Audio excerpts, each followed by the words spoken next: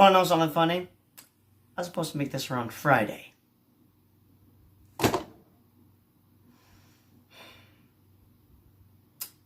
What the heck was I doing on Friday? Oh, welcome back to another movie review on the channel, and yeah, I'm gonna dress up in the room. My hair looks incredibly different. And if you're asking what I do with my hair, good question. I have no idea. This is just the best one I could come up with, but don't worry, my hair's not gonna be like this, because two reasons. One, it's gonna be a mess in the morning. That always happens. And then two, I'm gonna think of something unless I turn myself into Bully McGuire, if that ever happens, but I don't know. We'll have to see what happens. But yeah, this is gonna be my movie review for Ghostbusters Afterlife, which originally I wanted to do a movie review for Ghostbusters, Ghostbusters 2, and then the 2016 Ghostbusters, and then this one, but screw it. I'm just gonna do this one, and then I'll make the other reviews for the other Ghostbusters movies soon. Eventually. Soon this week or something. I don't know. I'll give you an update. What the heck?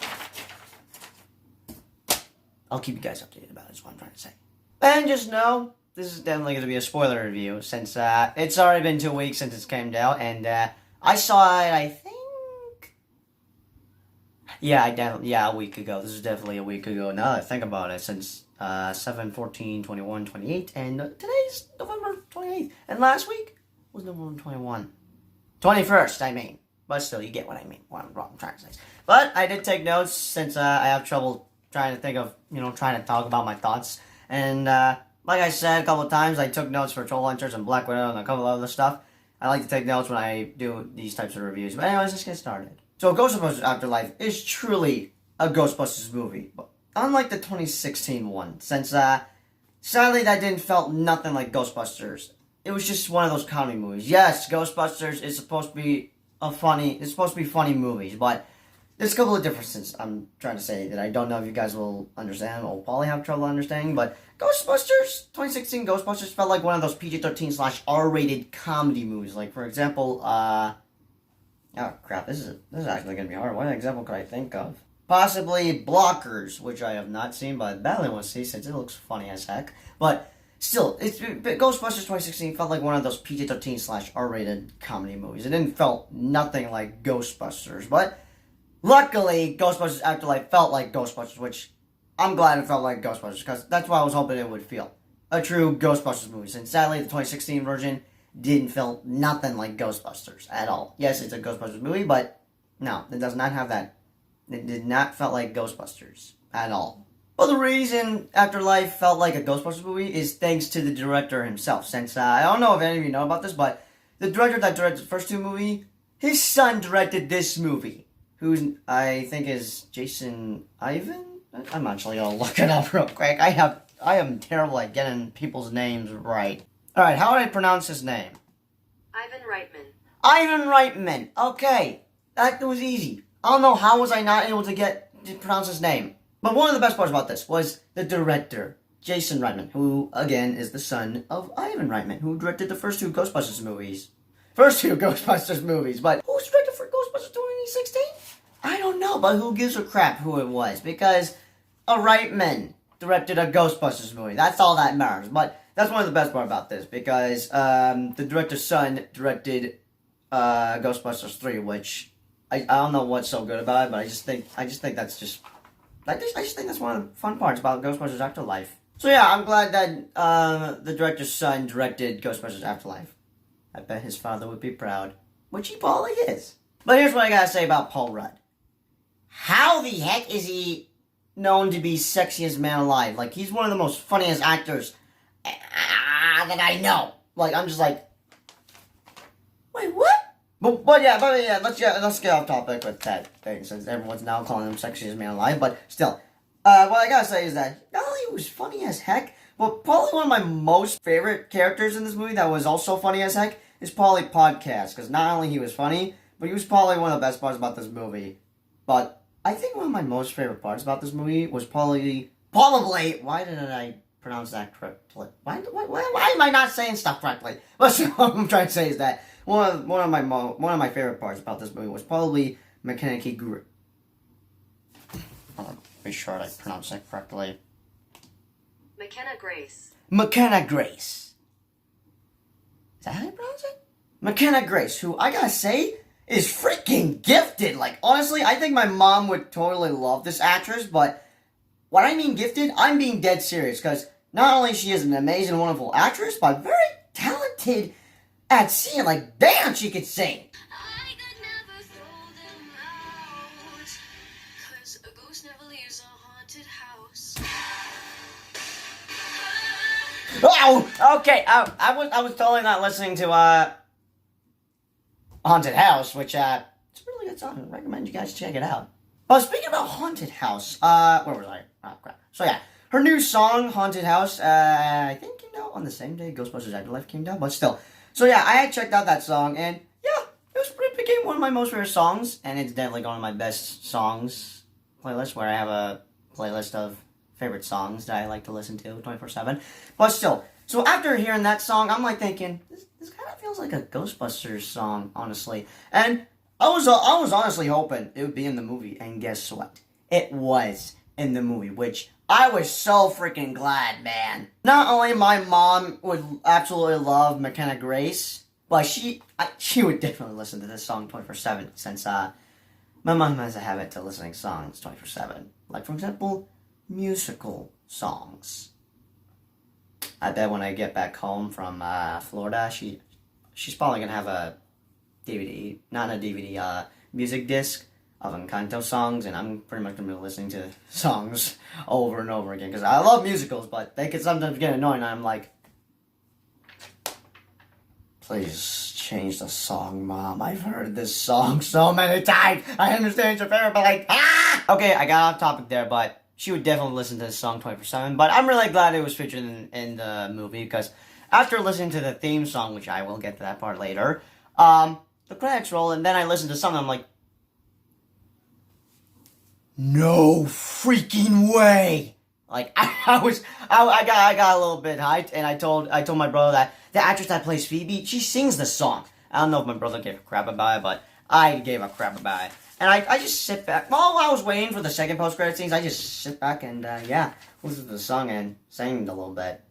But what I freaking loved about this movie was seeing the OGs, which I think we all knew they were going to be in the movie. They're technically, the OGs, the OG Ghostbusters are basically Tobey Maguire and Andrew Garfield, when you think about it. But so we knew we see them come back for a third movie. Well, technically fourth, since Ghostbusters Afterlife is the fourth Ghostbusters movie to be made, but this is Ghostbusters 3, in case you'll get confused with whatever I just said. I think all of you probably already knew that. But what got freaking crazy about this was seeing a freaking Force Ghost of Egon. Like, I did not know that could be a thing with the Ghostbusters world or something, but like, it just completely blew my mind. Like, I'm just like, oh my god, that's Egon. Like, I fear they're gonna get an actor to look like him, which they probably did, but like, bro, they did so good making whoever actor look like Howard, and basically having him look like I was just blown away. Like, I was not expecting that. I honestly did not saw that coming, but just seeing all four of them together was like, and don't call me crazy, but seeing all four of them together, all the OGs, seeing all four together, blasting a ghost, felt like Endgame. It felt like Endgame. Like, oh my god. But I'll tell you this, call me crazy, but seeing all four of them reunite in Ghostbusters Afterlife, that's what's gonna happen in No Way Home, because like I said earlier, basically the OGs being in this movie, they were basically Tobey Maguire and Andrew Garfield. Like, honestly, that scene where they all reunite, that's probably what's gonna happen in Spider-Man No Way Home. Like, you cannot deny, like, come on, they're in the movie. For those of you that still deny Tobey and Andrew aren't in the movie, like I said in my update video, Taylor made a bet, $20 if they weren't in the movie, which I'm surprised. Like, how the hell do you not think they'd be in the... Like, man, Taylor's been living underneath a rock for the past freaking year. Like, what have you been doing, Taylor? For the past, like, this has been going on for almost technically a year, but still, this has been going on for a year. What have you been doing? I've been fully aware of what's been going on since, well, I don't know, since last year. Possibly around October. I don't know. I honestly, it's been going on for a year, man.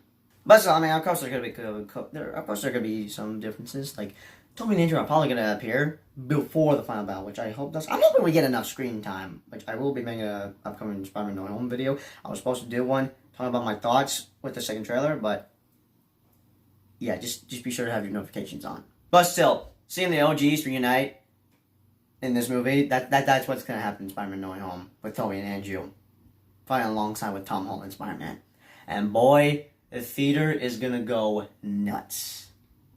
Now I'm probably gonna attempt to record everyone's reaction when that happens. If I have the balls to do it.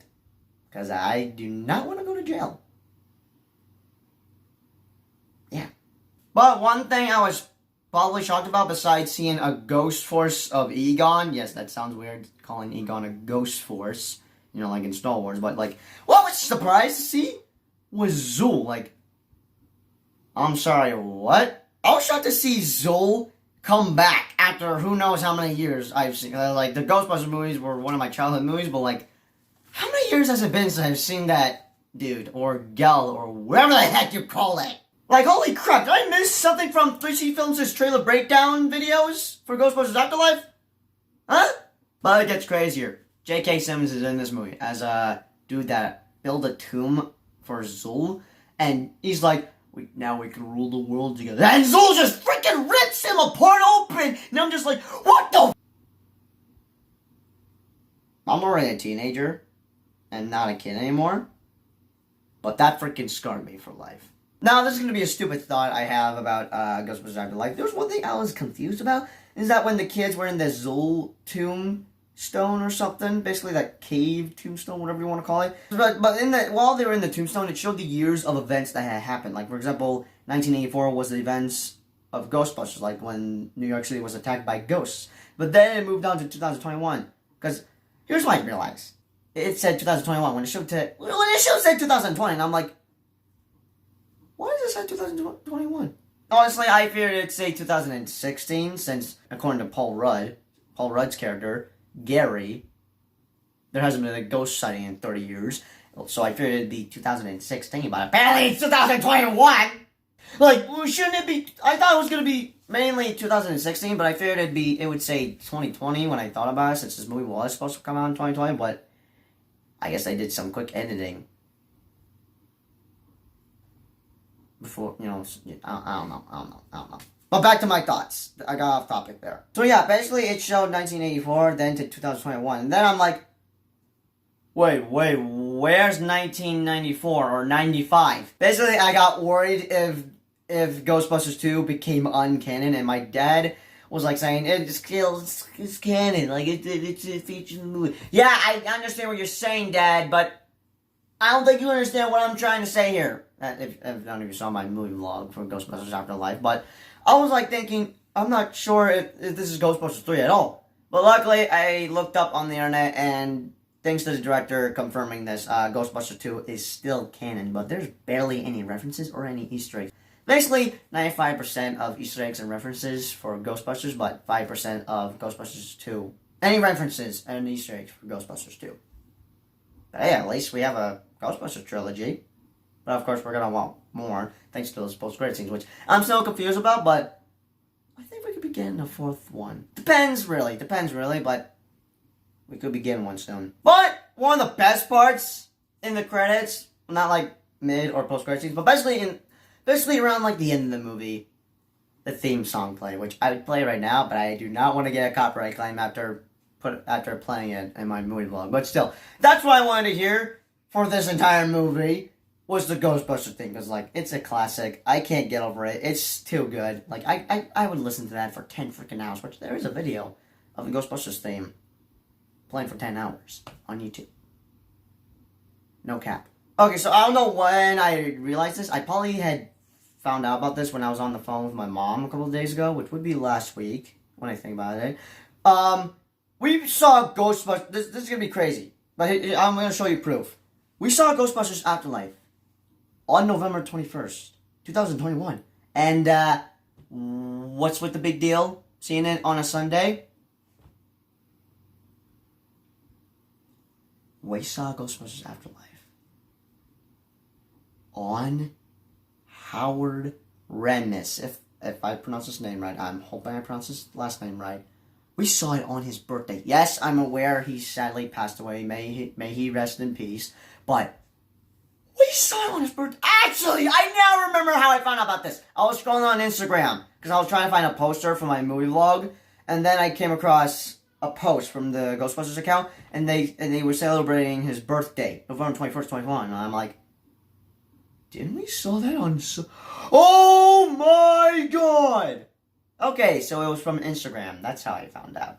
But still, we saw Ghostbusters Afterlife on his birthday. And this may not be a big deal to you, but it is to me. Because I'm surprised we saw this movie. I'm surprised we saw Ghostbusters Afterlife on his birthday. Now, I badly wanted to see it on Friday, but sadly we had to wait for Patricia to come back from Korea after her staying there for a whole year minus May, since she was visiting around May. But still, we had to wait, and I was hoping we'd see it on Saturday, but then we had to see it on Sunday, which meant, Dad, you are torturing me. I hate you know how much I hate waiting. But I'm waiting patiently for Spider-Man No Way Home, and boy, the wait shall be worth it. Just like how the wait was worth it for seeing Venom Let Be Carnage. I had to wait 1,098 days, I think. But yeah, the reason we had to wait for her to come back is she's Patricia, aka my stepmom, is a hardcore Ghostbusters fan. She's a hardcore Ghostbusters fan. And I'm glad we got to saw it on Sunday, honestly. Not only so that Patricia gets to see this movie, since she's a hardcore Ghostbusters fan, but mainly since we saw it on his birthday, which, that's just what, I just feel good about that. I just feel good about it. Anyways, I get down to business. So, for action, I'm going to give it 4.5 stars, 70%. Mainly that chasing, where everyone is chasing. I swear to God, I know that blue ghost's name. Was it? I'm gonna look it up. Muncher, are you kidding me? I could have easily figured that out. God, I'm such a moron. But yeah, mainly all that was going on with the gang chasing Muncher all over town, which they destroyed a lot of property stuff, and sadly got arrested for it. Yeah, that was not fun. For comedy, I'm going to give it 5.5 stars, 9%. This movie is, of course, funny as heck, since, like I said, Ghostbusters is supposed to be, like, funny movies, but all of it was mainly coming from Gary, Paul Rudd's character, and podcasts, which I was laughing my butt off laughing in the theater, which just, this movie was just too funny. But for drama, I'll give it 4.5 stars, 9%. Like I said multiple times, I don't usually care much about stories, I just like to enjoy movies, but I'll say the story was alright in here, since I'm like curious to know why is everyone treating Egon like crap and calling him an a-hole and everything. I'm just like confused what is going on, but still. Mainly it was coming from McKenna Grace's character, Phoebe, since there's a lot of emotional stuff going down with her. And overall, I'll give it 1 star, 20%, since of course there are some scary ghosts in here, but it's still a fun movie for the kids to watch. Just be sure to cover their eyes once It's off J.K. Simmons. Because it's gonna scar them for life. But for suspense, I'll give it 4.5 stars, 70%. Also, the suspense was alright in this movie, but for casual fans, I'll give it an A+. Cinephiles, A. And critically, A+, 10 out of 10. I'm giving the movie 5 stars, 100%. And for the Moist Mirror, 100%. And yeah, this is definitely getting the movie award. Because honestly, I thought this would be probably second place in my Ghostbusters movie rank when I rank all 4. But after checking this out, yeah, I changed my mind about it. Anyways, those are all just my thoughts for Ghostbusters Afterlife. If you haven't seen the movie, which you definitely need to go see, go check it out. If you're not haven't, I don't know what you're doing. Go check it out now. Get off get off whatever you're doing, whether you're playing Fortnite or being lazy or sleeping in bed, unless there's a reason for sleeping in bed. You gotta always have your beauty sleep, but check it out if you haven't. It's a really good movie. And if you have seen it, be sure to let me know in the comments down below. And yeah, as always, I'll see you guys in the next movie review, which will probably be my Ghostbusters reviews. Depends when I release them. But as always, peace out.